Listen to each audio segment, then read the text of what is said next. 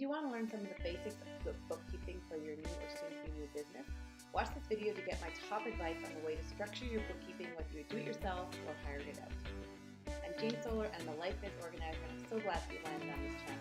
For the best organizing advice and hopefully inspirational tips, please subscribe and hit the bell below to be notified when I post a new video every Tuesday. So huge disclaimer, I'm not a financial expert, and I'm just giving a few quick tips on how to start some bookkeeping and how to organize it. I still think you should seek financial help from an accountant or a bookkeeper to help you get started. These are just a few of my quick tips.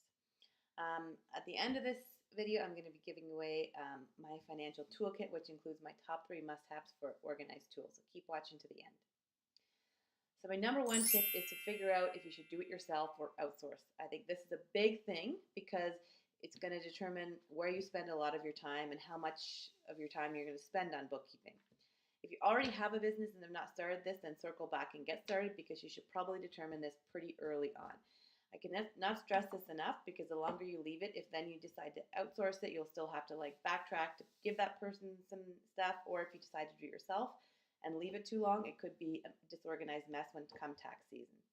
So figure out the amount of complexity your business has. Are you making a lot of invoices? Maybe even talk to a bookkeeper or do some research to figure out how much time you need to be spending a week on this, and then revert back and see if your time should be spent doing this or if it should be better spent somewhere else. My second tip is, after you determine that, either or, I think you should go paperless as soon as possible. And what I mean by that is get some kind of app for your receipt tracking software. The sooner you do this, the less paper you'll have and the better you'll be able to stay organized for yourself if you do it, or even if you outsource it. So get an app. I use Neat. The link is below. I simply take a picture with my phone.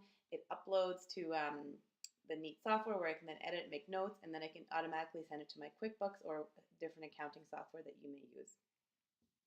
So comment below on what type of software or app that you use to help keep track of your digital receipts. My third tip is to spend 30 minutes weekly to do your bookkeeping and never skip this.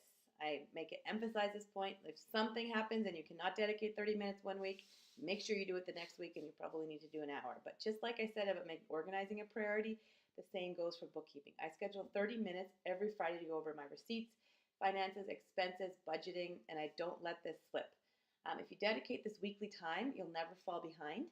And trust me, you don't ever want to miss this because even 1 week can set you behind. And watch my video below on calendar blocking, because maybe you can add it into your calendar weekly to help you remember. But really, come tax season, if you've done this diligently and even to keep track of your own business finances, it is purely the best advice I can give. So now that you have my top tips for organized bookkeeping like a girl boss, next week I'll be sharing my tips for organizing business processes, which is actually one of my favorite topics. So again, if you like this video, which I hope you did, please share, share it with your friends, subscribe to my channel, and I'll see you next week.